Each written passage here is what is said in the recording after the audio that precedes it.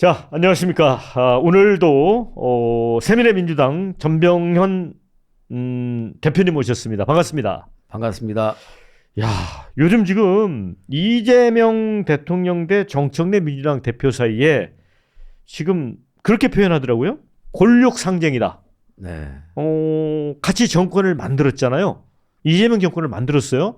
또 한때는 당 대표와 수석 최고위원으로서 뭐 겉보기에는 이제 찰떡궁합을 이루었는데 두 사람이 왜 이렇게 극단적으로 하는 걸까요, 대표님? 그거는 쉽게 생각할 수 있잖아요. 지금 말씀하신 것처럼 찰떡궁합으로 정청래 대표는 생각했겠죠. 네. 그리고 본인이 마당새 역할을 굳은 일을 마당새 역할로서 충분히 예. 해왔단 말이죠. 예. 그래서 본인은 누구보다도 이재명의 신임을 받고 있을 것이다라고 생각을 했는데 사실은 본인 이외에는 그렇게 믿는 사람들은 별로 없었을 거예요. 사실 당내에. 네. 이재명 대통령 스타일상. 네.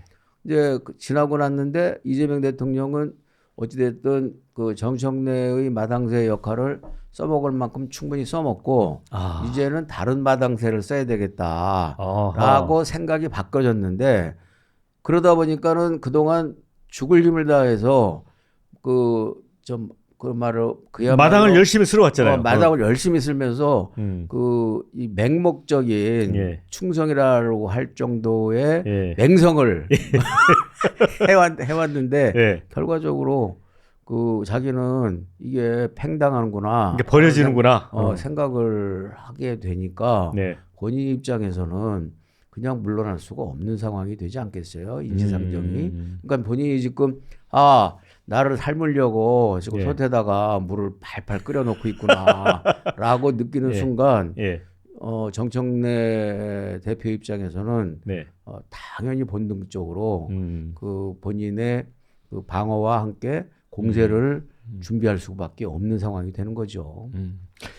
근데 지금 이제 결국은 이게 이제 8월 전당대회인 거잖아요. 그렇죠. 정청래 대표는 당대표 연임에 대해서 이제 명시적으로 이야기해 온 건 없지만 실질적으로 이제 그 처음 당대표 할 때부터 그 자녀 임기였기 때문에 다들 연임할 거라고 예상을 했던 거잖아요. 그렇죠. 그런 측면이 있음에도 불구하고 최근에 이제 김민석 총리에 대해서 대통령이 이제 이렇게 띄워줬잖아요, 그죠? 그렇죠. 예, 그런 부분들이 이제 이런 고륙상쟁식으로 표출이 되는 거라고 봐야 되겠네요. 네, 맞습니다. 근데 왜 이재명 대통령은 두 사람이 그러면은 선의의 경쟁을 하도록 놔두면 이런 혼란이 안 벌어질 텐데 왜 노골적으로 이렇게 지지 의사를 표현할 걸까요? 기본적으로 제가 볼 때는 이재명 당 대표와 예. 정청래 수석 그 최고위원 시절에도 네. 기본적으로 이재명 대표가 정청래 최고 입장에서는 이재명 대표가 헤게모니를 갖고 있고 개딸들의 강렬한 그 뒷받침을 갖고 있었기 때문에 예. 그 개딸들의 본인도 얹혀 있을 수밖에 없으니까 예. 이재명 대표한테 충성을 다할 수밖에 없었고 그러나 이재명 대표 입장에서는 정청래 대표를 100% 믿을 수는 없었을 것이다. 이렇게 보여지고요. 워낙에 그 직진형이고 저돌적이어서 늘 불안하게 생각하고 있었을 거라고 보여집니다. 그리고 제가 민주당에 있을 때도 민주당에서 이재명 1인 독재 체제에 대해서 그 반대하면서 나오기 직전까지 있으면서 이재명 대표 측근들로부터 들은 얘기는 이재명 대표가 정청래 수석 최고를 그렇게 신임하지 않는다. 언제든지 등을 돌릴 사람으로 생각하고 있는 것으로 그렇게 그 느낌을 받았는데 역시 그랬던 것 같고요. 이번에는 이재명 그 대통령이 그야말로 지난 그 전당대회에서 박찬대 그 당시 누구 보더라도 이재명 대표의 그 이재명 대통령의 찍은 픽은 박찬대 원내대표였어요. 그렇죠. 근데 3.5 대 6.5 정도로 작살나 버렸잖아요. 그렇죠. 왜 그래? 결과적으로 이재명 대통령의 그 이 픽은 박찬대였는데 그 당시만 해도 정권 초기고 또 나름대로 그 대통령이 당무에 직접적으로 개입하는 것은 좀 어느 정도 상당히 정치적인 부담이 있고 그리고 정권 초기이고 그리고 대통령으로서 누구를 지지한다라고 명시적으로 얘기한다는 게 굉장히 부담스럽겠죠. 예. 그래서 사인만 그 이렇게 주었는데 이재명 대통령이 딱 결과를 보니까 이재명 대통령을 따르는 개딸들의 머리가 그렇게 썩 좋지 않은 것으로 눈치를 못 챈 거야. 예, 판단이 된 거죠. 예, 예. 그리고 두 번째 2라운드가 예. 한준호하고 추미애의 경기지사 경선이었는데 맞아요. 예. 그것도 1라운드에서 깨져버렸잖아요. 예. 누가 보더라도 그 이재명 대통령 입장에서는 추미애보다는 한준호를 픽한 거예요. 예. 그렇잖아요. 예. 우리로서는 다 그게 보였잖아요.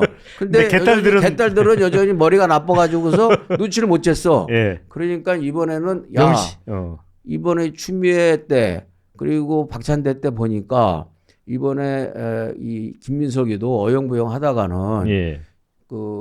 저 한준호 박찬대 꼴 나겠구나. 그렇게 되면 본인의 이른바 그야말로 임기 후반기 예. 이 국정 안정성과 당정 협조 관계에서 상당히 심각한 문제가 생길 수밖에 없겠다라는 판단을 하게 되니 자연히 이번에는 노골적으로 예. 김민석 그 총리를 노골적으로 픽했다라는 것을 대회에 계속 반복해서 강조를 하면서 또 한편으로는 정청래 대표에게 견제구를 연속적으로 지금 던지는 거죠. 예, 연속적으로 지금 3번을 던진 거 아닙니까? 그렇죠. 예. 예. 아니 근데 해외에 나가서까지 던지고 있잖아요. 그렇죠. 아니 그러니까 뭐 그 막스 베버의 예. 막스 베버를 인용해서 뭐 여당은 책임의 언어를 써야 된다라고 이제 이 얘기를 했단 말이죠. 예. 근데 본인도 책임의 언어를 쓰고 있나요? 탱크데이 같은 거는 그렇지 않잖아요. 그렇죠. 전혀 그 책임이라고 얘기를 한다면 누구보다도 이재명 대표가 그 이야기를 정말 성찰하고 되새겨야 될 단어가 아니겠어요. 예. 도대체 그 이재명 대통령께서 책임을 지는 게 뭐가 있습니까? 예. 아무것도 없잖아요. 예. 특히 이번 지방선거에서 오히려 저는 제가 계속 주장하고 있지만 저는 정청래 대표를 공격하는 건 좋다 이거예요. 예. 정치적으로 노선과 뜻이 안 맞는다. 예. 그리고 정치적인 인연이 아니다라고 한다면 그리고 DNA가 좀 틀려요. 예. 그러기 때문에 정청래를 비토하는 건 좋은데 네. 정청래를 비토한다면 네. 정청래의 다른 점 예를 들어서 지나치게 비타협적이고 예. 지나치게 폭주가 심하고 지나치게 야당을 무시하고 독주하고 네. 뭐 이런 차원에서 노선의 문제를 가지고 얘기를 한다면은 그게 차라리 정직한 건데 네. 오히려 지금 노선의 문제가 아니고 지방선거의 책임이라는 걸 가지고 네. 정청래 대표를 찍어내려고 하니까 네. 정청래 대표로서는 도대체 인정을 못하는 거죠. 용납할 수가 없는 거죠. 예. 누가 보더라도 이거를 12대 4로 민주당이 선거에 승리를 했잖아요. 네. 이번 지방선거의 단면도는 뭐냐? 민주당은 승리했고 이재명 대통령은 패배한 거예요. 왜? 이재명 대통령이 명픽이라는 후보, 결정적인 후보 여러 명, 정원호를 비롯해서 하정우, 예. 이런 사람들 다 아웃됐잖아요. 그다음에 김병욱 성남시장 후보 예. 거기도 안 됐죠. 특히 김병욱 성남시장은 기초단체장이기 때문에 예. 부상되지 않았는데 예. 기본적으로 김병욱 성남시장은 성남에서 삼선한 분이고 예. 더군다나 그 본인의 개인 정량으로는 그 낙선할 이유가 없는 거예요.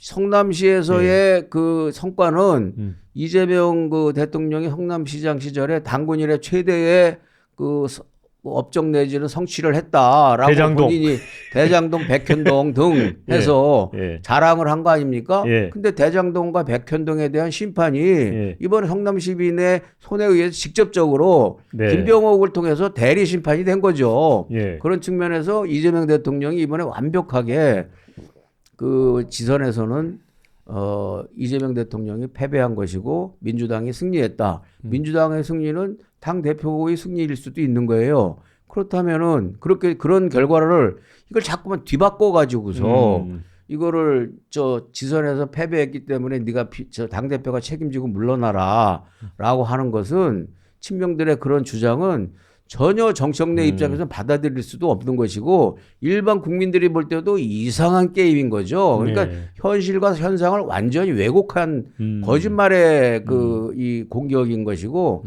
차라리 전공법으로 네. 정청래는 너무 독선적이고 야당을 무시하고 그동안 협치를 강조를 했음에도 불구하고 협치도 안 하고 그래서 상당히 국민들에게 말하자면 불편함과 그 부담감을 많이 초래했고 예. 그리고 여당 대표로서의 그 적성은 아니다. 야당 대표로서의 역량은 있고 역할은 나름대로 있지만 여당 대표로서는 적임자가 아니다. 이렇게 차라리 정직하고 전공법으로 정리를 하는 게 낫지. 이긴 게임을 졌다고 하는 식으로 해갖고서 예. 둘러치는 식으로 해서 팽을 시키고 지금 가마솥 때 사람들하고 물을 끓이고 있으면 네. 그 누가 그걸 어떤 바보가 그것을 수용하겠습니까? 아니 그러니까 당장 정청래 대표의 고향인 충청도에서 대전시장, 그죠? 그렇죠. 세종시장, 예. 그다음에 충북지사, 예, 충남지사 예. 다 승리했잖아요. 다 승리했잖아요. 그다음에 그리고- 부산시장, 예. 부산시장. 예. 그런데 저기 그 이재명 대통령의 고향인 대구와 경북 그리고 인접인 경남에서는 네. 다 패배했잖아요. 그렇죠. 그리고 예. 특별히 예. 이재명 대통령이 거의 그 반년 가까이 심혈을 기울여서 예. 픽을 해서 예. 키워왔던 정원호 시장 후보가 그야말로 사실상 명품인 줄 알고 픽을 했는데 네. 명품이 아니라 폐품이었잖아요. 네. 결과적으로. 그래서 진 거 아닙니까? 그거 누가 책임해요? 저 정청래가 책임지는 겁니까? 대통령이 책임지는 겁니까? 발탁한 사람이 책임져야죠. 네. 그런 측면에서 정청래 대표 입장에서는 그 지방선거가 패배했다는 이유로 너는 숙청되어야 된다라고 하는 것은 도저히 받아들일 수가 없다고 판단할 수밖에 없죠. 오늘 이 정치부 기자들 2명하고 점심을 먹었는데 거기서도 그런 얘기가 나왔어요. 만약에 정원호 후보 대신에 혹시 박주민이 후보가 됐으면 어땠을까라고 했을 때 그건 모르겠다. 박주민이 당선됐을 가능성이 높다라는 얘기도 하더라고요. 저는요. 박주민이나 전현희 의원이 됐으면 후보가 네. 됐으면 저는 민주당이 이겼을 가능성이 높다고 그러니까 봐요. 오늘 그런 워낙에 예. 정원호 후보가 예. 폐품형 예. 후보다. 너무나 도덕적으로 문제가 있잖아요. 그리고 이게 멀리 보면은 좋게 다 좋은 것만 보이고 그 이 흠집은 안 보여서 그런 것인지는 모르겠지만 예. 막상 성동 그 주민들 스스로가 예. 성동구청장 그 당선표보다 예. 그 얻은 표보다 정원호 후보가 더 적게 얻었잖아요. 오세훈 후보가 3만인가 5만 표를 더 얻었더라고요. 네. 성동구에서. 예, 그렇죠? 아니요, 성동구가 아니고 그 성동구에서는 4천 표를 이겼어요, 정원호가. 아, 이겼구나. 정원호가 이겼는데 그 성동구청장 현직 예. 민주당 소속 현직 구청장이 훨씬 더 많이 이겼다는 거죠. 그렇죠. 그러니까 그 정원호 후보가 성동구에서 가까이 봤던 성동 구민들 입장에서는 얼마나 성에 차지 않았는지를 알 수 있는 것이고 정원호 후보의 이러저러한 좋지 않은 그 이 약점들과 소문들이 성동구 주민들은 많이 알고 있었다는 것을 반증하는 것이다라고 볼 수 있는 것이겠죠. 그러니까 당장 서울시 의회 시의원 결과만 봐도 지난 지방선거 때는 아마 국민의힘이 한 70% 정도 의석을 차지했는데 이번엔 거꾸로 됐잖아요. 그렇죠. 민주당이 70% 정도 차지했어요. 네, 네. 근데 오세훈 시장이 이겼단 말이에요. 네. 그리고 구청장도 바뀌었어요. 국민의힘 우위에서 민주당 우위로. 네. 근데 시장만 떨어진 거잖아요. 그렇죠. 근데 이재명 대통령은 정원호 후보를 왜 그렇게 높이 오판을 했을까요?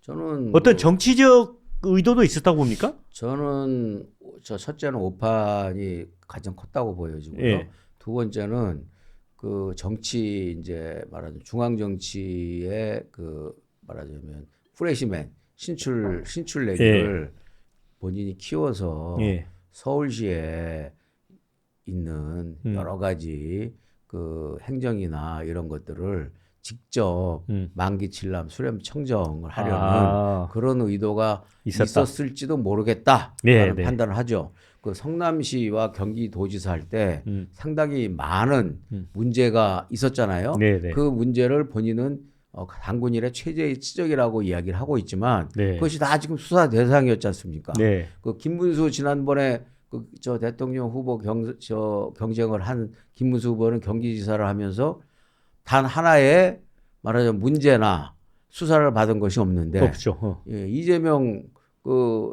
저 대통령은 경기지사 시절 그다음에 성남시장 시절 예. 너무나 많은 의혹의 혐의들이 많이 있었고 그리고 실제 그것으로 인해서 수사를 받았는데 그것을 정적주기형 정치 탄압이다 이렇게 지금 왜곡해서 버티고 있는 그런 현실인 것을 볼 때 정원호라는 좀 그 정치적 중앙정치 신인을 픽을 해서 말하자면 서울시정을 간접적 수렴 청정을 하고자 하는 그런 의도도 있지 않았을까라는 막연한 생각을 하게 되는 거죠. 그런데 또 상식적으로 보면 내가 이 정원호도 그렇고 뭔가 내가 후보를 잘못 띄웠다라고 이재명 대통령도 상식적으로는 판단할 수 있을 것 같거든요. 네. 그런데도 정청래를 내치는 과정에서 아까 대표님 말씀하셨지만 다른 누가 봐도 그 공감할 수 있는 제3자가 봤을 때 그런 사유들이 있었을 텐데 왜 굳이 이 지방선거 패배라는 걸로 해서 이렇게 그것도 역시 좀 정무적 판단에 문제가 있는 거 아닙니까? 정무적 판단에 문제가 있었던 거죠. 그런데 참모들이 있잖아요. 네. 이제 정무수석도 해보셨으니까 네. 정무수석도 있고 네. 그런데 왜 그랬을까요? 그러니까는 가장 흔하게 그 지방선거에서 패배 그러니까 서울시장 후보 네. 그다음에 하정우 수석 후보, AI 수석 하정우 후보의 패배가 너무나 뼈아픈 나머지 예. 이것을 떨어뜨린 것은 너 때문에 떨어진 거 아니냐라는 이 남 탓으로 돌리 책임 전가하기를 좋아하는 그런 그 이른바 이재명 대통령과 친명들 인너서클의 속성이라고 봐요. 속성. 예, 저는 이게 2022년 데자뷰라고 생각을 하는데 네네. 뭐냐?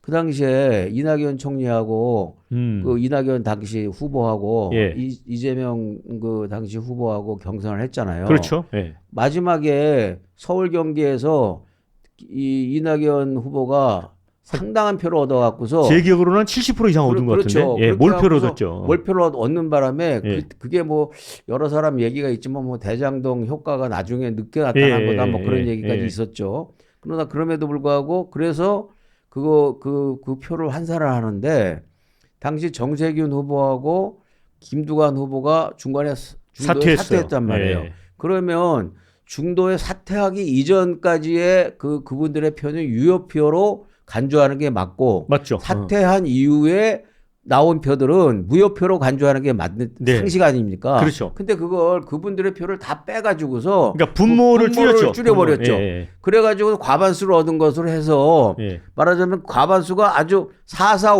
4-4-5입식으로 과반수를 해갖고서 결선 투표를 없애버렸단 말이에요. 그렇죠. 그때 결선 투표를 했으면 바꿔졌을지도 몰라요. 아마 후보가 바뀌었을 것 같아요. 예. 그런 상황인데 그것도 그런 식으로 해가지고서 이걸 뒤바뀌어 놨는데 그때 이제 송영길 그때 대표가 송영길이죠. 그렇죠. 송영길 대표하고 둘이 이제 아구가 맞아서 그런 식으로 해놨는데 그러고 나서 이제 그 당시 이제 그 경쟁자들이 다 그 뭡니까 정세균 뭐 이낙연 다 이제 선대위원장으로 네네. 같이 이제 공동 선대위원장으로 원팀을 구성한다 했는데 막판에 그 이 김혜경 여사의 아주 치사하고 그 이 뭐라 그럴까 조잡한 법인카드 문제가 이 폭로가 됐잖아요. 그렇죠. 그 법인카드 문제가 폭로가 되면서 그것이 액수로서는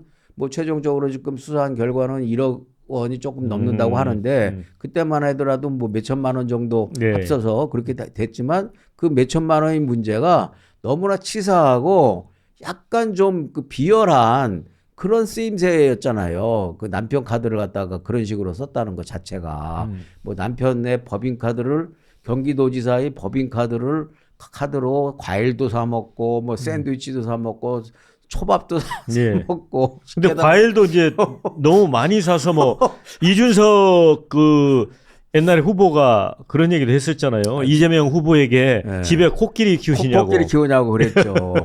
그리고 예. 저 수행 그 비서 그 예. 법인카드로 샀던 그 여비서 예. 그 대리 심부름했던 여비서는 예. 저 집은 배 거지가 들어 앉았네 뭐 이런 얘기까지 자기들끼리 하고 예. 그런 게 드러났잖아요. 예. 그래서 그것으로 인해서 이 지지도가 확 떨어지니까 예. 이낙연 당시 선대본부장한테 이낙연 총리가 총괄 선대본부장을 맡아줘야 되겠다. 네. 그래서 이낙연 총리가 그 다른 후보들도 같이 그냥 공동 선대위원장을 하겠다라고 한두 번 고사를 했어요. 예. 근데 막 몇 번씩 그 전화를 해서 막 매달리고 저 이낙연 후보가 이낙연 대표가 총괄 선대위원장을 맡지 않으면 예. 떨어지게 생겼다. 그래서 이낙연 후보가 총괄 선대위원장을 맡아가지고서 거의 그 진짜 전면에 나서서 도와줬어요. 네. 유세 횟수도 거의 비슷해. 어허. 이재명, 당시에 후보하고 이재명 후보하고 이재명 대선 후보하고 이낙연 그러니까 열심히 한 거죠. 열심히 한 거죠. 근데 끝나고 나서 0.67%인가를 졌잖아요. 얼마. 그렇죠. 이제 그러니까 그 대선 패배가 이낙연 캠프에서 도와주지 않아서 그렇게 알고 있어요. 사람들이. NI가 이낙연이 도와주지 않아서 이재명이 떨어졌다. 그렇게. 그리고 지금도 뭐 사람들이 다 그렇게 알고 있어요. 그렇게 알고 있죠. 예. 그렇게 왜곡을 했잖아요. 저도 말씀 들으니까 이제 기억이 나는데 다들 그렇게 알고 있어요. 예. 근데 그때 이낙연 총리가 국회의원직까지 던지고 이낙연 총리는 본인이 대선 후보도 아니었는데 국회의원직을 던지고 미국으로 떠났잖아요. 그 나름대로 자기 성찰과 자성을 한다고. 떠났는데 떠난 동안 개딸들하고 이재명 그 사람들이 남아가지고서 모든 그 대선 패배의 책임을 다 떠넘겼다는 거죠. 다 이제 저 NY한테 그러니까 이낙연한테 떠넘긴 거 아닙니까? 그러니까 지금 보면 악마화돼 있어요, 많이. 악마화돼 있단 말이에요. 그래갖고서 결국은 당을 나올 수밖에 없게 그 궁지로 몰아넣었단 말이에요. 그러면 정청래도 똑같다는 거죠, 지금?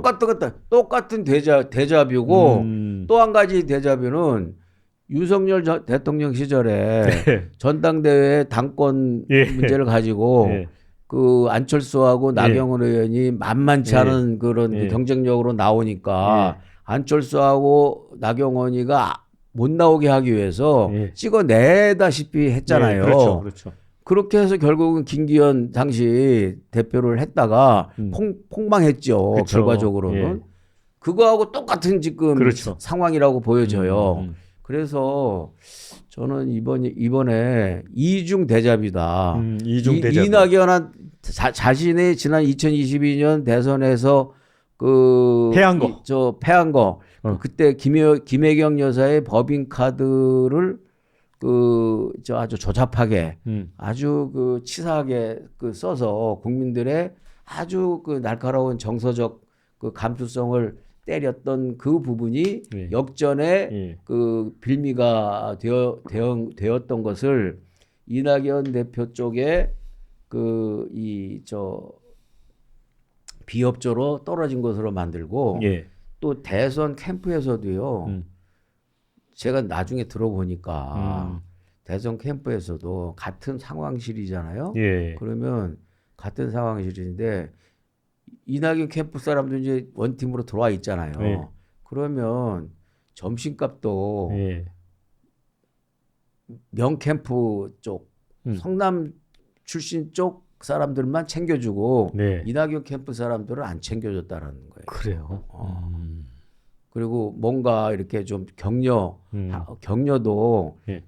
분리해서 하고 아. 그리고 이 저 보고 라인도 예. 이렇게 별도로 하고 아. 그래서 스스로 이 캠프가 예. 말로만 원팀이지 사실상 성남팀과 이재명 직계 친명만이 그 움직이고 나머지는 들러리였다는 거죠. 들러리로 들러리. 이렇게 있었는데 들러리로 세웠다가 책임을 다 떠넘기는. 책임을 다 넘기는. 독박 씌워주는 그런 이제 행태를 벌였는데 이번에도 그 지난번에 이낙연 대표 시절에 그런 것들이 성공을 했기 때문에 이번에도 똑같이 그렇게 이제 하는 수법을 동원하고 있는데 저는 이번에 그렇게 만만치는 않다고 봐요. 정청래는 잘못 건드린 것 같아요. 예. 그리고 이게 지금 단순히 정청래와의 싸움이 아니라 예. 김민석 이재명과 정청래와 조국의 싸움이라고 보여져요. 그죠. 예. 지난번에 조국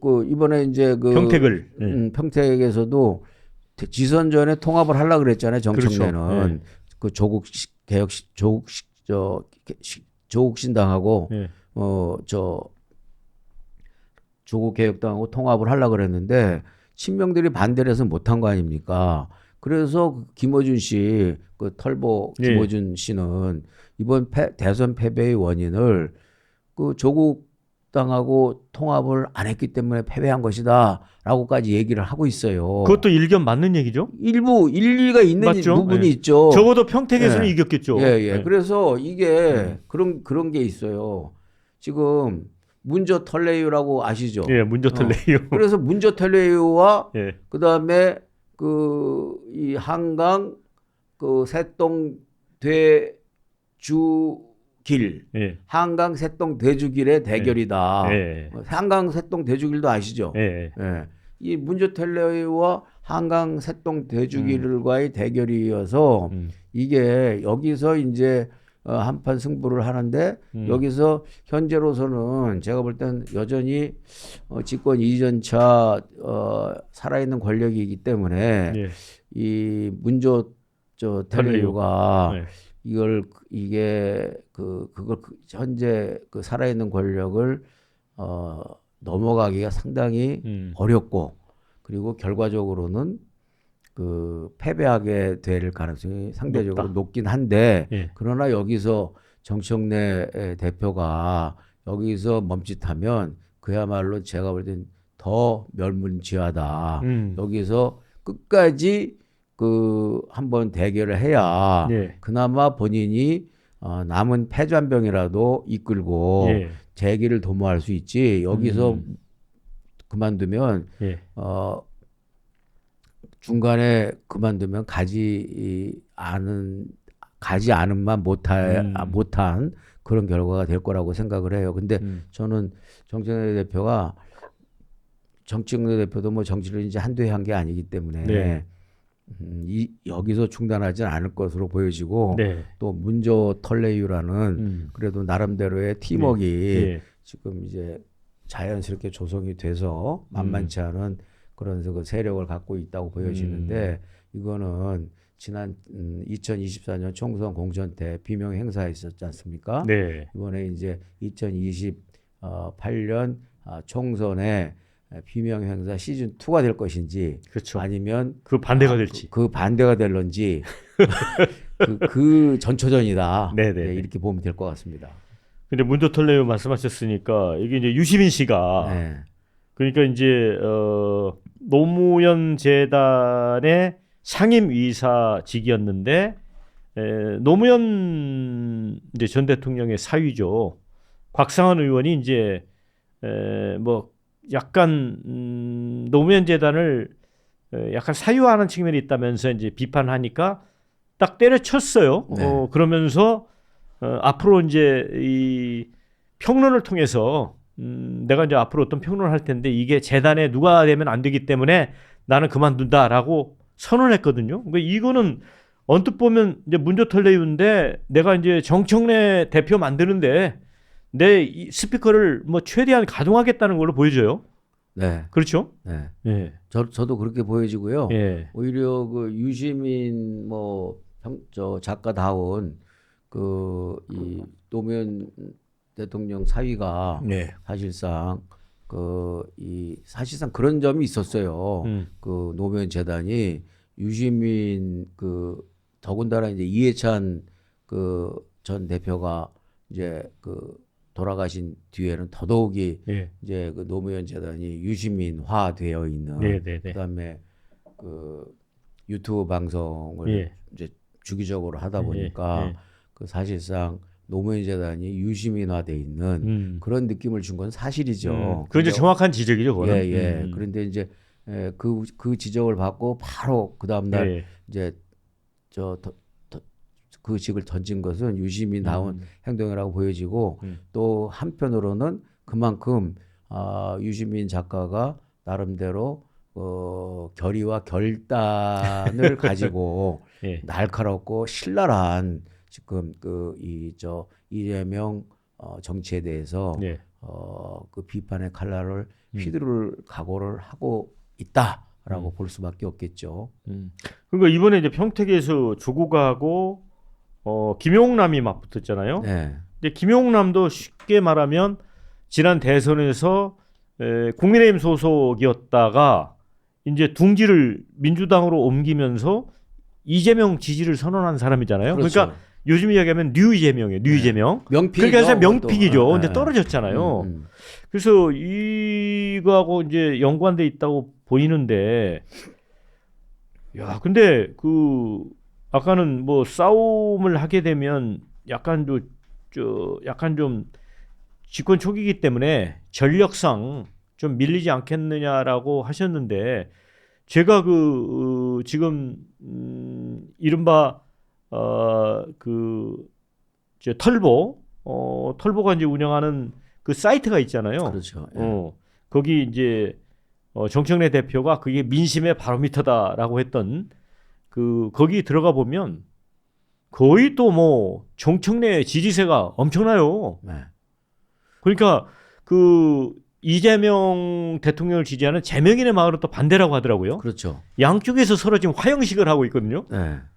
근데 이거 가봐야 되는 거 아닙니까? 가봐야 되는데 기본적으로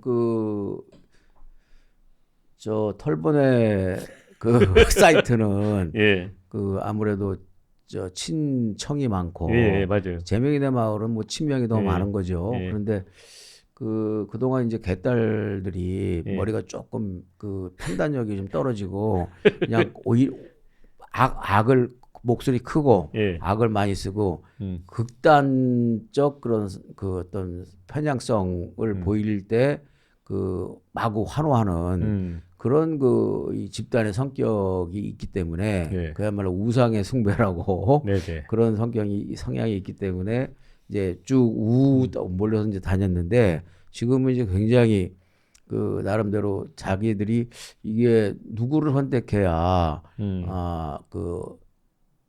현 집권자인 이재명 대통령한테 편리하고 유리한 것이냐 이 부분을 이제 선택을 하는데 그동안은 사실은 박찬대나 소위 한준호 같은 경우에는 이게 개딸들 지능 수준으로 판단하기에는 굉장히 고차원의 메시지였단 말이에요. 근데 이번에는 이재명 대통령이 이제 그것을 알아차리고 완전 노골적이고 적나라하게 그야말로 뭐 속옷까지 다 속옷만 남기고 그냥 옷을 다 벗는 식으로 이렇게 지금 달려들고 있기 때문에 지금은 좀 양상이 상당히 치열하게 달라질 것이다. 그러나 그리고 또 한편으로는 김민석 총리는 상대적으로 친노들한테는 견원지간이잖아요.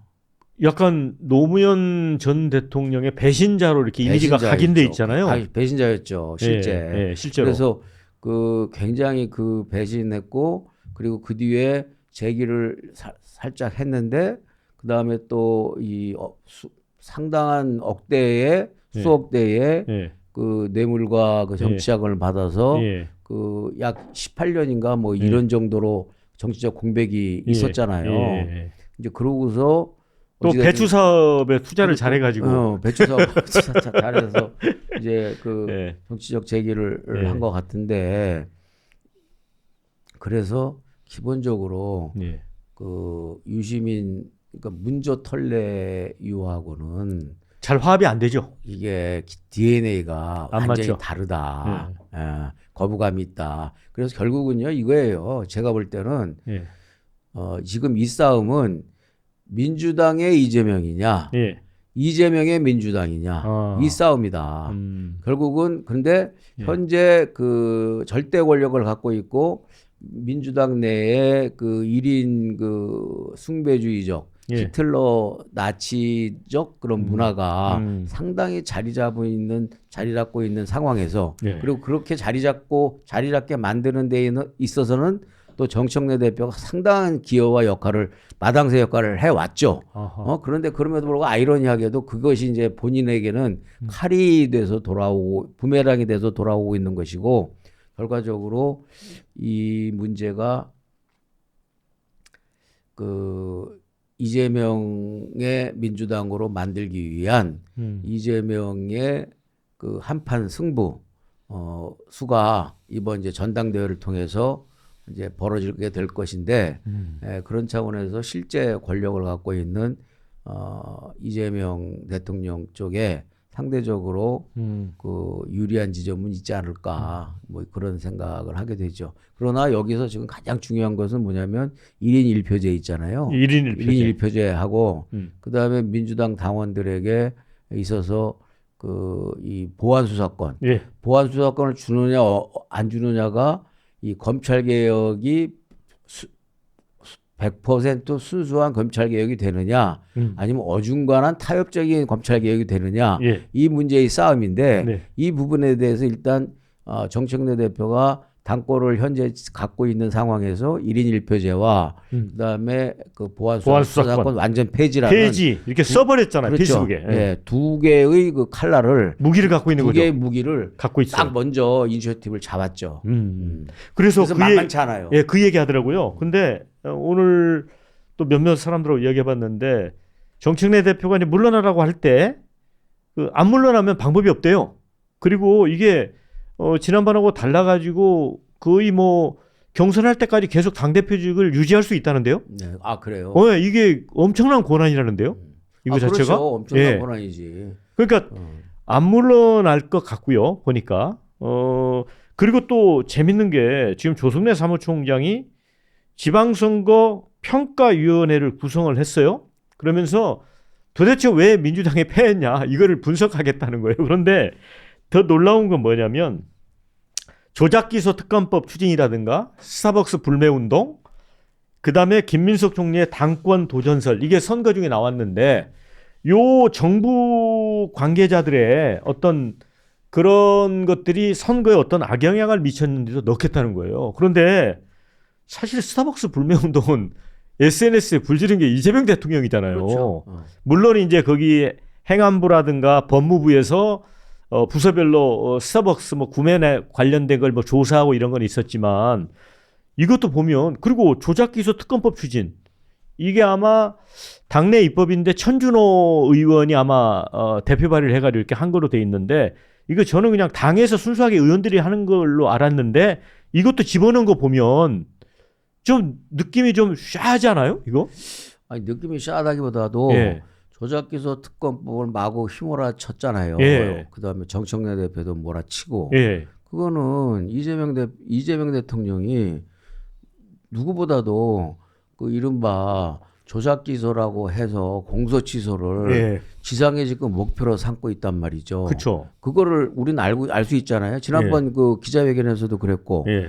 그리고 이미 그 지선 전에 예. 아예 지선에서 그 승리할 것으로 예단하고, 그렇죠. 그 먼저 그걸 처리를 하고, 예. 그리고 지선에서 승리를 하면 그 공소취소 공소 취소가 예. 국민들로부터 승인받은 거다. 어. 이렇게 가려고 했던 예, 것이 예, 본래 예. 그 계획이었을 거 아니겠어요? 예. 근데 공소 취소를 밀어붙이다 보니 특히 영남 쪽에서 안 좋았죠. 또 수도권에서 반발이 심하고 민심이 돌아서기 시작하니까 그 당시에 김경수 그다음에 김부겸 네. 영남에 출마했던 예. 그 민주당 후보들이 하소연을 했잖아요. 예. 동지들을 사지에 몰아놓고 예. 싸우란 말이냐 죽으란 말이느냐. 음. 공소취소 특검 제발 좀 음. 어? 음. 좀 침착해달라. 네. 속도를 줄여달라. 네. 그래서 마지못해서 그런 정도로 되니까 그 어느 정도 어떤 얘기도 여의도에서 돌았냐면 사실은 공소취소 특검법을 이렇게 지방선거전에 몰아치는 것은 김경수, 김부겸, 그다음에 조국까지 포함해서 이 세 사람들이 민주당 내에 잠재적인 대권 경쟁 후보들이잖아요. 그렇죠. 거기다가 말하자면 험지에다가 그 사람들을 다 공천을 해놓고 예. 선거라는 자연스러운 과정을 통해서 제거하려는 거다. 예. 오히려 예. 그리고 거기서 떨어지더라도 전체적으로 승리한 것이기 때문에 네. 공소 취소를 국민들이 승인한 거다. 이렇게 가려는 일거양득의 큰 그림. 일거양득의 그림을 가지고 있다가 네. 후보 당사자들이 너무나 애원하고 항의가 거세니까 이재명 대통령이 스스로 한 발 물러섰죠. 한 발 물러서서 속도를 조절해달라. 예. 수기를 하겠다. 예. 이렇게 얘기를 했잖아요. 예. 그런 다음에 그러면은 그동안에 수기는 한 번도 안 했어요.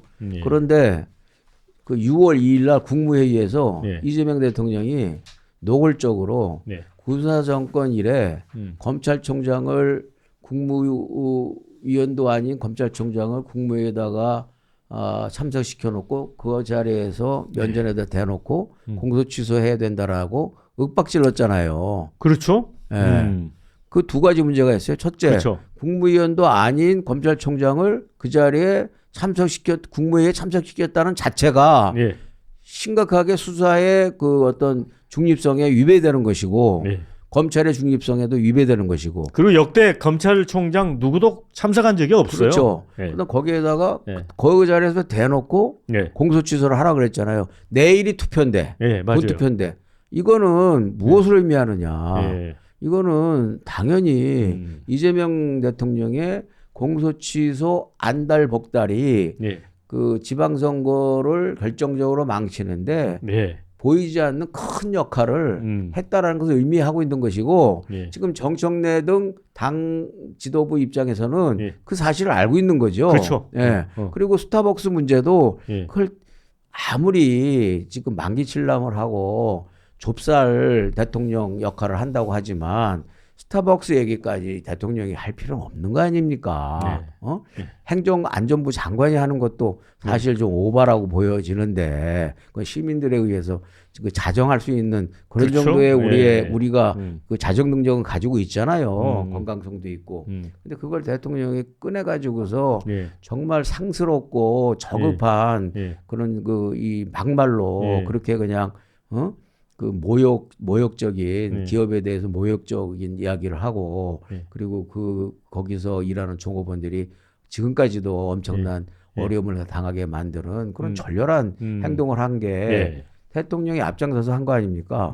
당연히 그런 것이 이번 그 지방선거에 영향을 주었다는 것이 일반적인 그렇죠. 관점이고 그런 것들에 대해서 하나하나 다 따져서 백서를 내겠다는 그렇죠. 거예요. 누구 때문에 과연 무엇이 지었다는 것이며 그다음에 졌다면은 무엇 때문에 진 것인지 누구 때문에 진 것인지 명명백백하게 밝히겠다라는 것이 지금 정청래 대표진의 입장인 것이고 너무나 당연한 주장이라고 생각해요. 근데 이게 이제 재밌는 게 8월 전당대회 실시 전에 나온대요. 이 백서가. 당연히 그래야죠. 야, 근데 이제 그런데 재밌는 게 이제 조작기소 특검법. 거기서 특히 또 중요한 게 예. 하나 있잖아요. 예. 김민석 총리가 네. 지방선거 전에 예. 저기 선거 때야말로 네. 총리의 역할이 중요하고 네, 네. 또 국정을 세세하게 돌보는 일이 중요한데 네.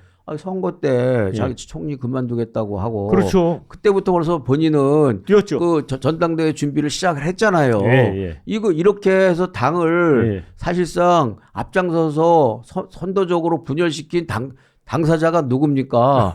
김민석 총리 아니에요. 예, 예. 그건 책임져야죠, 그것도. 예. 그런 측면에서 이번 지방선거의 패배는 이재명 대통령과 김민석 총리의 책임이다. 책임이다. 듀오가 책임져야 된다. 그렇게 백서에 나올 것 같아요, 이렇게. 당연히 그렇게 쓰는 야. 게 정상적이고 합리적인 분석이라고 봐야 되겠죠.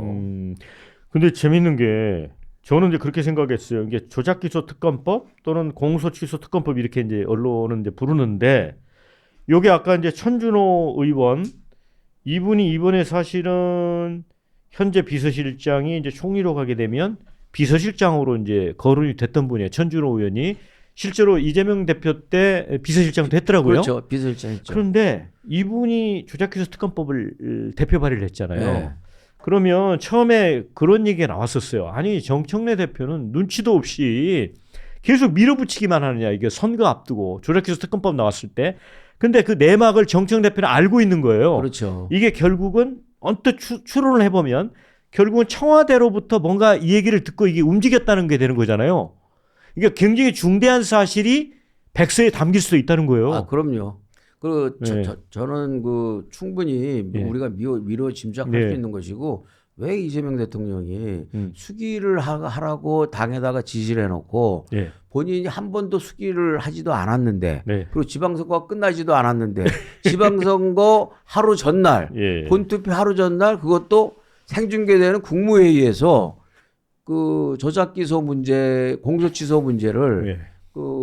이 검찰총장 직무 대행을 앞에다 앉혀놓고서는 그렇게 직설적으로 얘기했을까라는 것은 선거에 대한 나름대로의 자만심과 예. 그 오만이 있었던 것이고 판단에 잘못이 있었던 것이고 그만큼 이재명 대통령의 조작기소와 관련된 조작기소도 아니지만 네. 그 이른바 공소취소의 문제가 대단히 심각한 본인에게는 절대적인 과제로 스트레스로 작용하고 있다 이렇게 보여지는 거죠.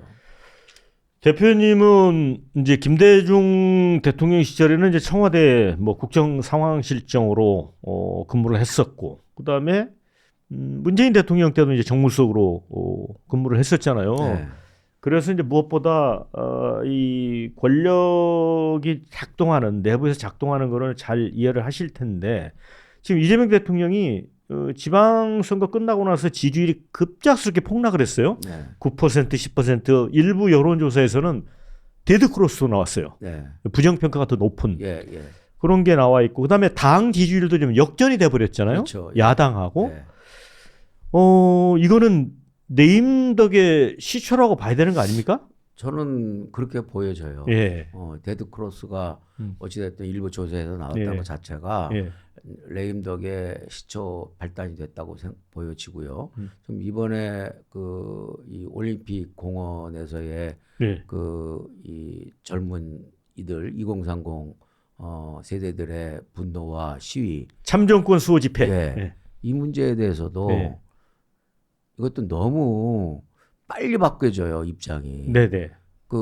그야말로 기자회견 8일날 기자회견에서는 그들의 참정권 수호에 대한 그 시위가 귀하고 존경스럽다. 네. 이렇게 얘기해놓고 그렇죠. 불과 2, 3일이 지난 다음에는 위법을 갖다가 용납할 수 없다라고 그렇죠. 엄포를 놓고 오늘 지금 오면서 오늘 이제 경찰을 투입했잖아요. 경찰을 투입하고 행정안전부 장관이 담화문을 발표해서 네. 하고 그리고 심지어는 어제인가요? 경찰이 폐가 망신이라 그 시위에 가담하는 자들은 폐가 망신 당할 줄 알아라라고 국민들을 협박했는데 이게 민주화 시대인지 군사정권 시절인지 전두환 시절로 다시 돌아간 건지 알 수가 없어요. 경찰 독재 국가로 지금 거의 문턱에 다다른 거 아닌가라는 그런 우려를 갖게 됐고, 그러나 제가 볼 때는 이 2030 지금 세대들의 그 이 집회와 항의는 너무나도 정당하고 네. 그야말로 이 집회의 성격 자체가요. 저도 잠깐 가봤었는데 네. 집회의 성격이 너무나 순수해요. 근데 이거를 일부 모든 집회가 거기에는 프락치도 있고 그걸 그렇죠. 뭐 폭력화해서 예. 그 집회를 갖다 와해시키려는 예. 프락치도 있고 또 그 이 시민들이 이 거부감을 갖게 하는 그런 그 구호를 외쳐가지고서 그런 사람도 그, 있죠. 예, 예. 예. 이런 일부. 이런 예. 것들이 늘 끼기 마련인데 예. 예. 옥에 튀게 있듯이. 근데 그런 것이 전혀 없다고 볼 수는 없지만 그러나 그 어느 시보다도 예. 순수하고 열정적이고 그다음에 정의로운 집회다. 예. 그리고 새로운 집회 문화를 만들고 있다. 그렇죠. 거기 예. 가보면은 후원금도 안 받는다. 그리고 이 지휘본부가 없어요. 그리고 이제 저도 가봤는데 프린트된 인쇄물이 없어요. 그러니까 예를 들어 지난번에 윤석열 대통령 비상계엄시의 여의도 집회도 보면은 근데 민주노총 주도하는 그런 좀 티가 났는데 동일한 프린트물을 가지고 일사불란하게 그렇죠. 시위를 하잖아요. 네. 거기는 태극기도 일일이 다 그리잖아요. 자기가 와서 그리고 예. 자기가 쓰고 싶은 예. 구호를 써서 예, 예. 갖게 하고 예. 그리고 또 일부 그 정치적인 구호가 나오면은 자제시키고 네네네. 그러잖아요. 예. 그래서 이번 그 2030 집회를 이 40, 50, 60 예. 그러니까 군사 정부와 그 독재 정부를 경험했던 이런 그 시각의 그 꼰대 그 마인드, 꼰대적 마인드로 예. 이 문제를 해결하려고 하다가는 오히려 역풍만 불 것 같아요. 역풍을 맞고 뇌관을 터뜨릴 수 있다라는 점을 경계해야 될 것 같아요. 제가 볼 때는. 그러니까 어느 정치평론가는 그렇게 얘기를 하더라고요. 그러니까 이재명 대통령이 조금 이제 잘못 접근한 건데 이분이 그 SNS에 재빠르게 반응하잖아요. 그렇죠. 예를 들어 탱크데이 같은 경우도 뭐 민주당 의원 누가 올린 거를 바로 링크를 걸어가지고 아주 극단적인 언사를 쓰면서 이제 난리를 쳤잖아요. 네. 근데 이게 국민 참정권이 박탈되는 거거든요. 그러니까 그게 참정권이 박탈되는 표가 단 한 표라고 해도 그 표의 값어치는 그 헌법적인 권리를 박탈당한 거잖아요. 굉장히 중대한 문제잖아요. 국가의 근간이 흔들릴 수 있는 문제죠. 자, 그런데 그분 얘기는 그거예요. 자, 이거는 여야 진보 보수의 시각에서도 차이점이 있을 수 없는 가치라는 거예요. 그런데 예를 들어 윤석열의 비상겸에 대해서는 당시에도 이제 국민들도 엇갈린 반응을 보였지만 여야가 다른 반응을 보일 수도 있는 거잖아요. 그렇죠. 그러니까 이게 더 어찌 보면은 컨센서스가 이루어질 수 있는 주제라는 거예요. 그런데 네. 나흘 만에 유감이라고 하면서 유체 이탈을 했잖아요. 네. 이거 선관위 문제인 것처럼 또 넘겨버렸어요. 그렇죠. 네. 이거는 정말 그럼 말이 안 되는 예. 것이고 그 문제와 관련해서 예. 정말 안타깝게 생각을 하는데 저 역시도 예. 이게 왜 국민의힘이 재선거와 예. 그다음에 그 국정조사 쪽에 예. 비중을 두는지 모르겠어요. 예. 이거는 엄연히 대통령 지금 책임을 물어야 되는 거 아니에요? 민주당 예. 이재명 민주당 정권의 책임이잖아요. 그렇죠. 왜?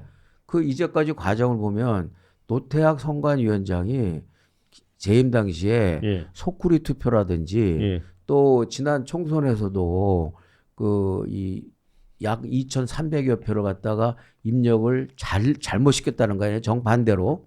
예?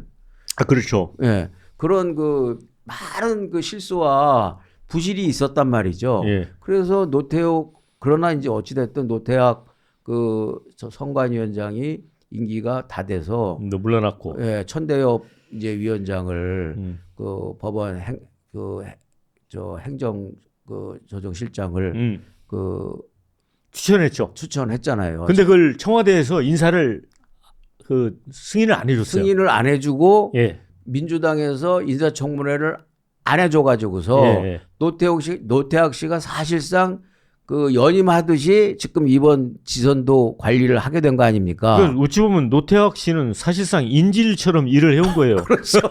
그렇죠. 아니 임기가 끝났는데. 그렇지. 그래서 예. 이거는 이 계속 그 임기 중에 많은 실수와 부실을 제대로 처리하지 못했던 예. 선관위원장이 계속 유임시킨 대통령과 민주당의 책임이 일차적으로 있고 그렇죠.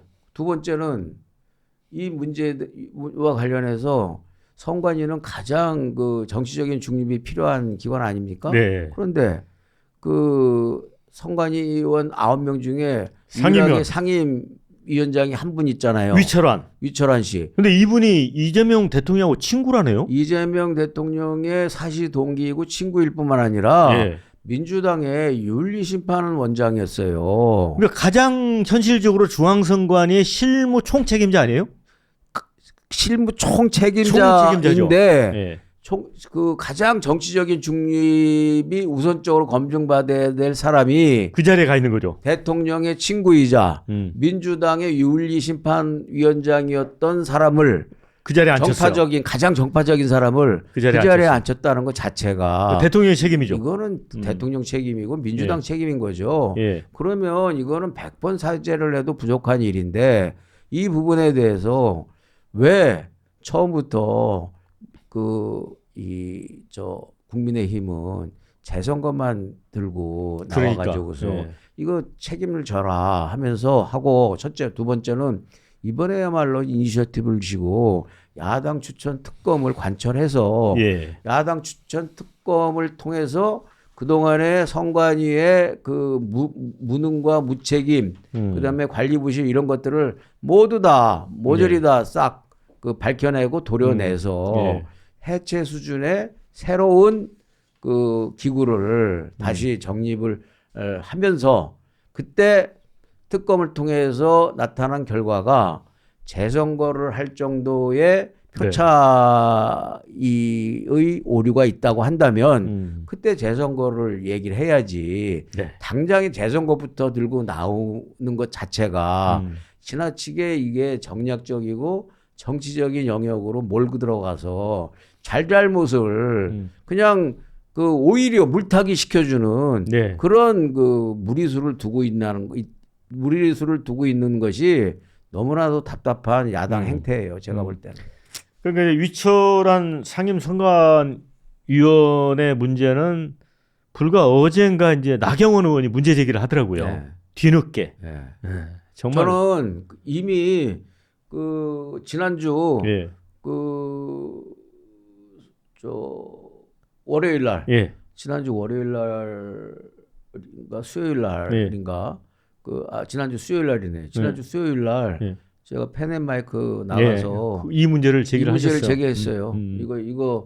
이거 왜 도대체 그 위철한 씨가 그 이재명 대통령의 친구이고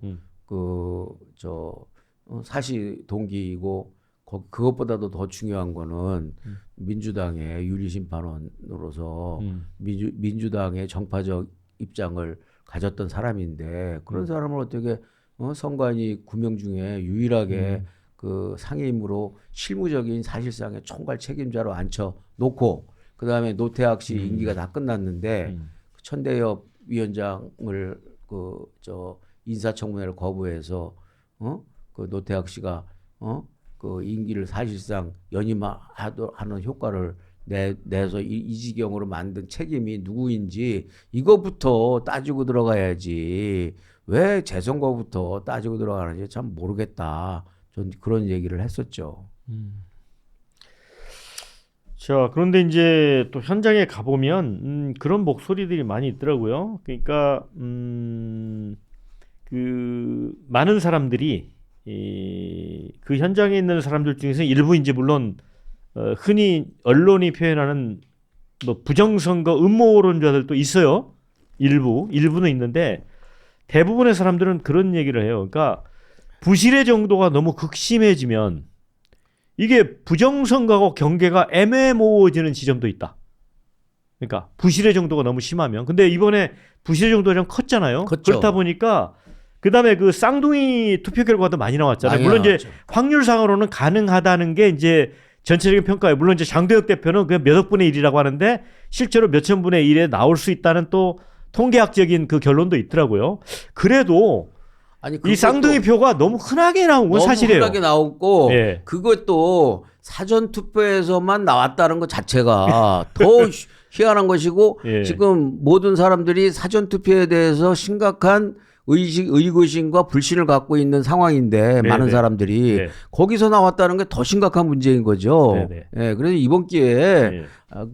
이 소위 말 야당 추천에 중립적 특검을 통해서 예.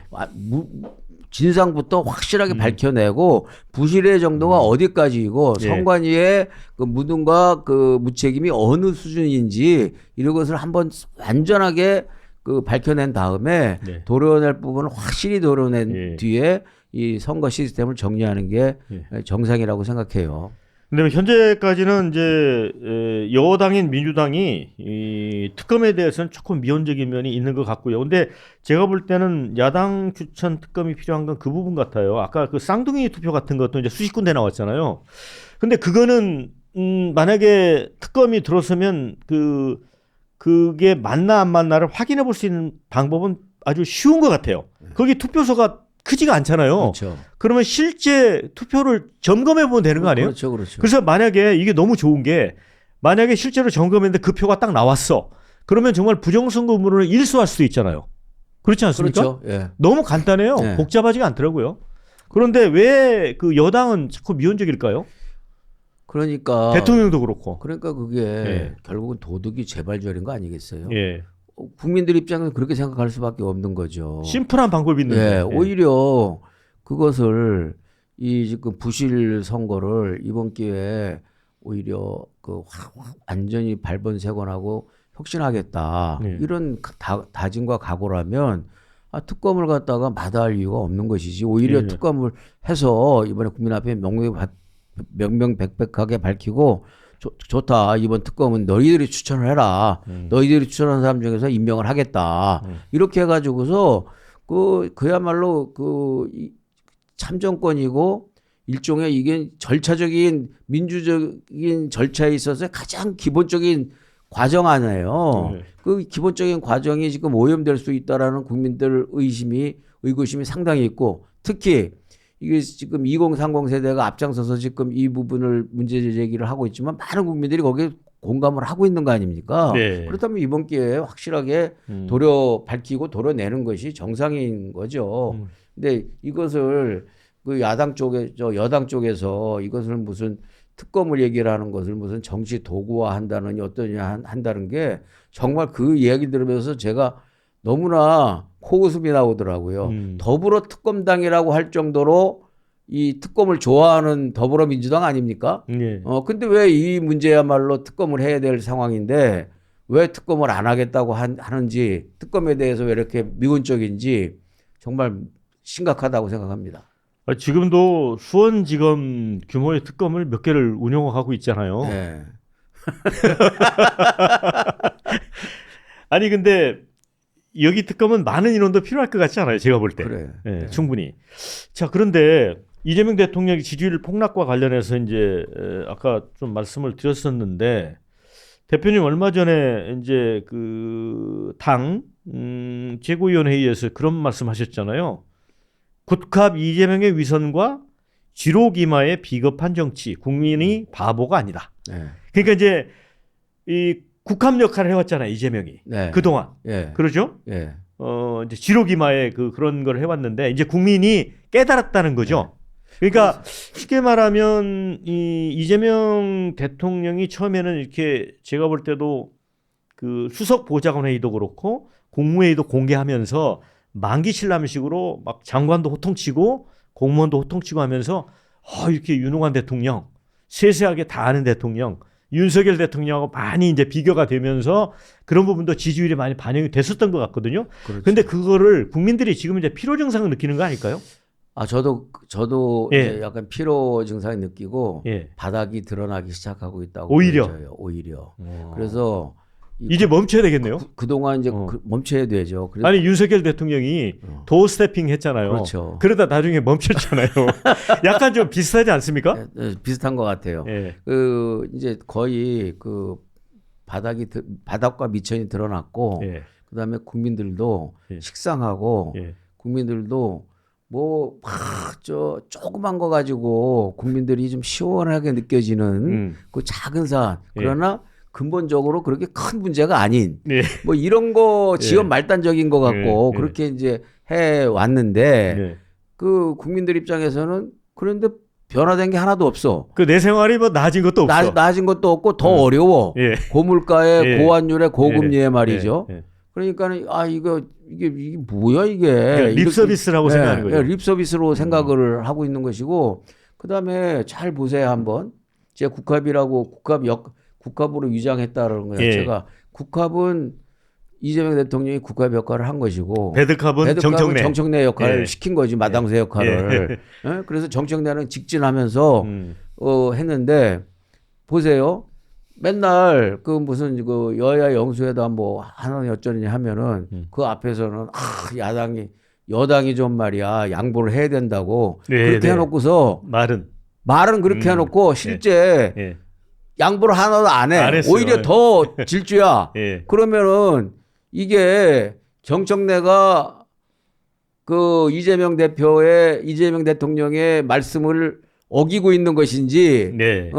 반역하고 있는 것인지, 그거 사람들은 국민들이 알쏭달쏭 했잖아요. 예. 그러나 사실은 그거는 정청래 그 대표가 이재명 대표의 속내를 알아서 잘 마당새 역할을 굳은 일을 마다않고 해왔던 것이라고 볼 수밖에 없다고 보여져요. 그래서 이재명 대통령이 말로는 야당은 뭐 많은 사람들을 포용해야 되고 진영을 네. 떠나서 모든 국민을 생각해야 한다고 하지만 이 실질적으로 국정 운영과 국회 운영, 전국 운영은 실질적으로 개딸 중심의 네.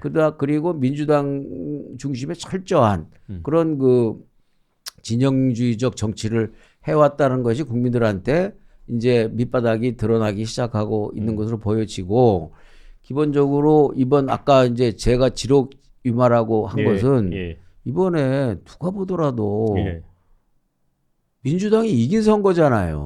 서울시장은 졌지만, 그죠. 그리고 명픽만 졌지. 그러면 민주당은 이겼고 이재명 대통령이 진 거 아니에요. 그렇죠. 그런데 그걸 갖다가 자기가 진 선거를 정청래가 졌다라고 하는 것 자체가 그게 바로 지록 위마라고 하는 것이라 그게 전형이라고 보여져요. 그래서 난 거기에 그 따르는 막 그 이제 정청래 물러나라고 따르는 이른바 친명계 그 이 의원들을 보면서 야 어떻게 저렇게 그 옛날 고사성어에 지록 위마를 그대로 재현하고 있는가라고 참 재밌게 보고 있습니다 요새. 아니 그러니까 대통령께서 정청래 대표한테 이제 사슴을 가리켜서 말이라고 했는데 그러면 정청래 대표가 사슴을 쓰다보면서 말입니다. 멋진 명마입니다. 이래야 되는데 그렇죠. 그걸 수긍은 안 하는 거잖아요. 그렇죠. 왜?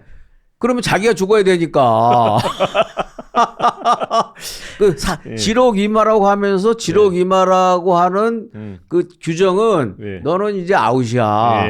너는 끌려 가마솥에 들어가야 돼.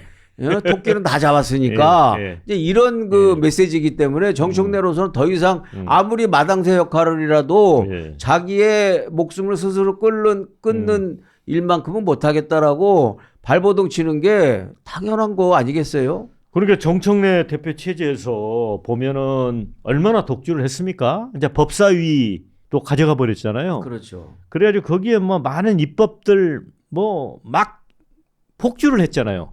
폭주를 하고 그런데 이제 그 외에 최대 수혜자는 이재명 대통령이 된 거잖아요. 이재명 대통령이잖아요. 네. 그리고 이재명 대통령이 작년 9월 달인가 10월 달인가 그 찾아보면 나올 겁니다. 아마 국무회의에서 입법 속도가 느리다고 최근했죠. 입법 속도가 느려서 못해 먹겠다. 국정을 운영을 못 하겠다. 막 이런 식으로 불평을 했잖아요.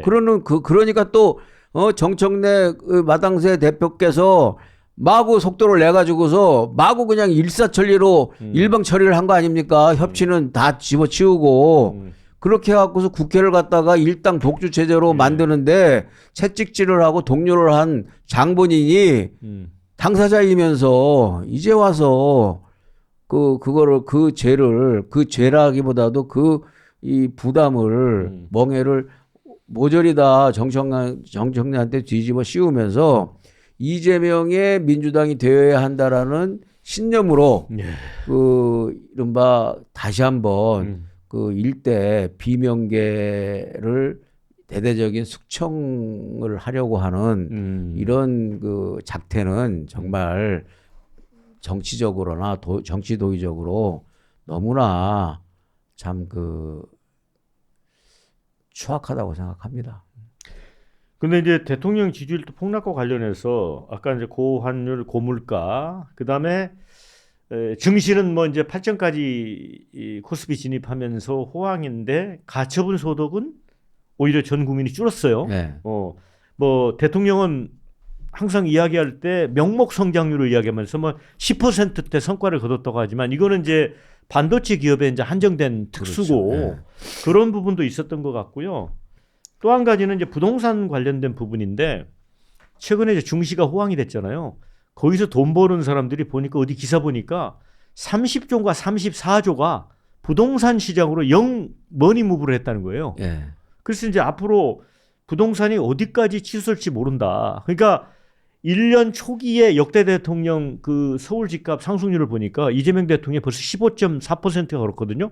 이게 그 KB에서 제대로 조사한 거예요. 근데 이거를 5를 곱하면 얼마가 돼요? 벌써 70, 80이 되잖아요. 그렇죠. 근데 이런 부분도 영향을 줬을 것 같아요. 당연히 영향을 줬다고 생각하고요. 예. 이게 이제까지 그 착시 현상을 만들어서 국민을 약간 좀 속이고 기만해온 국정 운영이었다고 생각을 해요. 그래서 저희들이 볼 때는 그게 이제 다 그렇게 보였기 때문에 예. 너무나 안타깝고 답답했는데 이제 늦게 데이터상에 반영됐다 이거죠. 예, 이제 예. 조금 나타나기 시작해서 그렇고 예. 그다음에 경제 운영도요. 유일하게 코스피가 8,000대를 이제 뚫었다라는 것이 유일한 이제 그 가시적인 그 지표상의 성과인데 그 반도체 부분을 빼면은 네. 코스피가 사실상 4,000대라는 거 아닙니까? 예, 그렇죠. 그러니까 반도체 주를 가지고 있는 소수의 사람과 반도체 그 일부 기업만이 호황을 누리고 있는 것이지 네. 대다수의 국내 기업은 죽을 지경인 거죠 지금 네, 네, 네. 현실적으로. 그래서 더군다나 반도체 기업이 호황이 돼가지고서 적은 이익을 갖다가 그 매출 이익을 갖다가 그 노동자들한테 그 배분하는 식으로 이렇게 그 정부가 개입해서 만들어 버리니까 다른 기업들은 지금 전전긍긍하고 있는 거 아니겠습니까? 그렇죠. 예, 그래서 이 문제 그리고 반도체가 지금 이재명 대통령 반도체 호황이 이재명 대통령의 성과인가요? 아니잖아. 그렇죠. 그 털보 아저씨도 그 예. 얘기를 하더만요. 예. 운이 참 좋다. 운이 참 좋다. 반도체 호황이 예. 이재명 대통령 역할이 있었던 것이 아닌데 예. 세계적인 호황이고 예. 그 어떤 AI로 인한 예. 그 흐름인데 이재명 대통령이 그에 올라탄 것이다. 그래서 예. 운은 참 좋다. 이렇게 얘기를 했지 않습니까?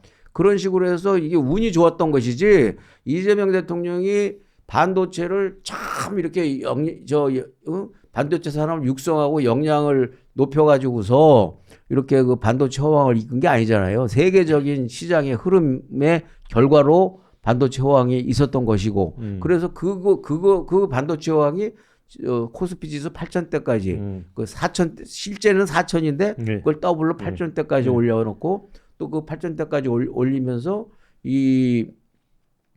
그 영업이익에 대한 어떤 배분이 네. 이게 지금 고용하는 데 쓰는 게 아니라 그렇죠. 노동 쪽에다만 쓰고 있잖아요. 그렇죠. 실질적으로. 그리고 지금 이재명 정부의 정책이라는 것이 고용보다는 노동 쪽에 소위 말 민노총 출신의 고용노동부 장관이 들어가서 그런지는 몰라도 그렇죠. 노동 쪽에 더 많은 페이버를 주는 거예요. 그렇죠.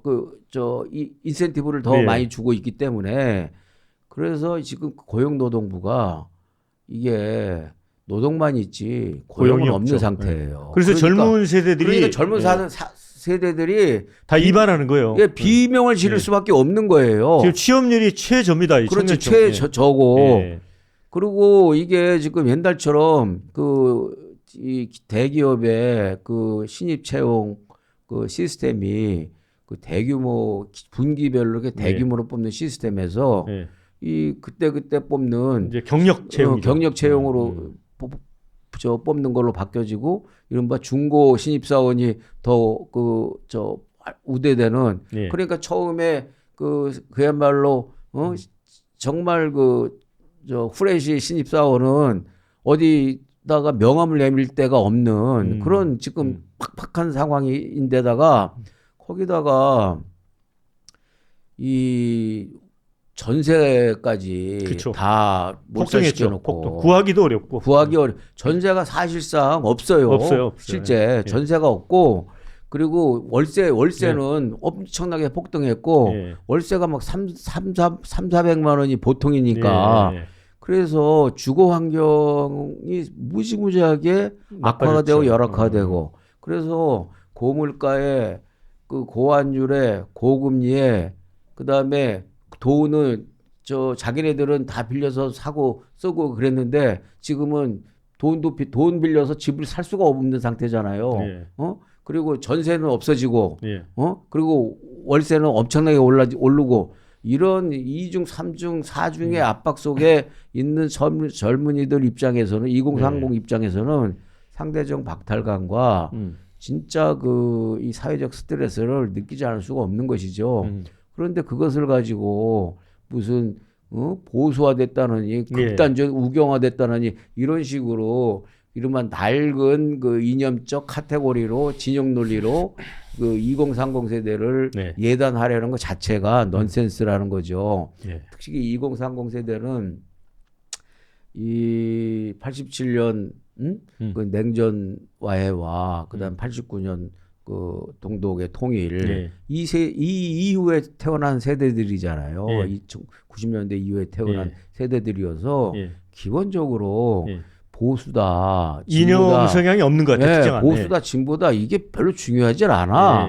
그냥 내가 하고 싶은 거 그리고 내가 편하게 살아야 되는 것 이것이 1차적인 목표이고 관점인데 그들의 그런 가장 기본적이고 상식적이고 합리적인 욕구 내지는 요구를 그거를 채워주지는 못하면서 그 욕구를 우선적으로 요구하는 것에 대해서 극우화됐다 이렇게 매도를 해버리니 2030 세대 입장에서는 너무나 어이없는 상황이 된 것이고 억울한 것이죠. 그래서 저는 지금 이게 올공 집회라고 하는데 이 참정권 집회가 상당한 이게 잘못 건드렸다간 2030 세대의 집단적인 뇌관이 될 수도 있는 굉장히 위험한 부분인데 이거를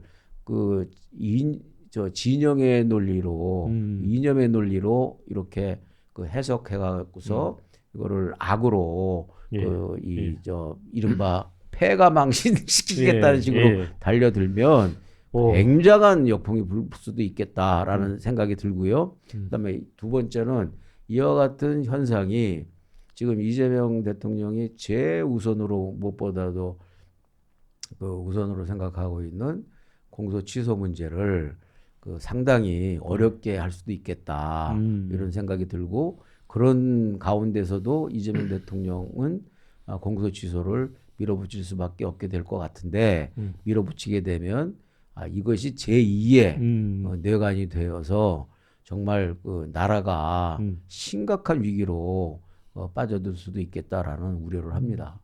굉장히 중요한 말씀 해주신 것 같아요. 그러니까 저도 이제 그런 얘기를 들었어요. 그러니까 20, 30대층은 절대 이념화되지 않은 친구들인데 그동안 아까 이제 여러 가지 이 삶의 조건, 취업도 현실적으로 어렵고 엄청난 스트레스를 받고 있었는데 그러던 차에 이 부실 투표라고 하는 사건이 터진 거예요. 이게 절차상 공정하지 못한 거잖아요. 국가가 관리를 잘못한 거고 그걸 계기로 폭발했다는 분석들이 있거든요. 저는 그 분석이 정확하다고 봐요.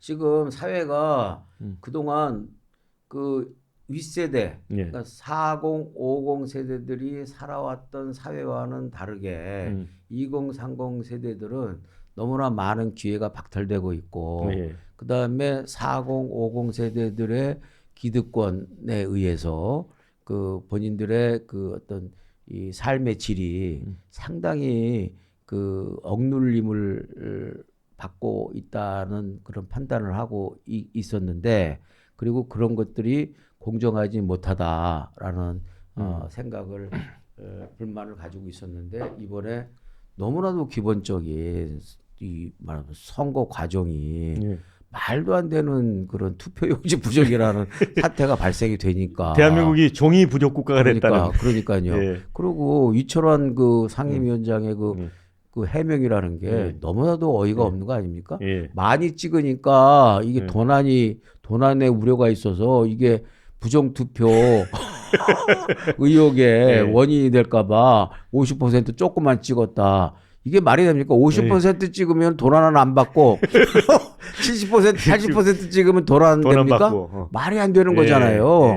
순전히 자기네들 편의를 위해서. 그리고 이번에 보니까 심지어는 어제인가 그 뉴스에 나오는 거 보니까 이 저 사전 투표할 때 사전 투표를 아침 새벽 6시에 하니까 선관위 직원들이 너무 조기 출근한다. 그러니까 사전 투표를 8시부터 하자라는 의견도 자기들끼리 막 올리고 그랬다는 거 아닙니까? 그러니까는 이게 선관위가 이게 그 메뚜기도 한철인데, 이게 그 어떻게 선거 때 평소에는 그냥 사실상 놀다시피 하다가 골프 스윙 연습이나 하고 있다가 그렇죠.